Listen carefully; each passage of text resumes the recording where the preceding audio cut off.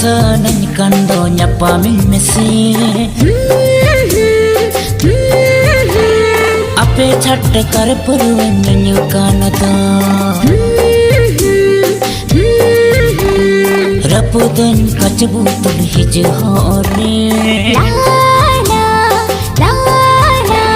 ताड़ाम पर मन का जो आम खतिर ते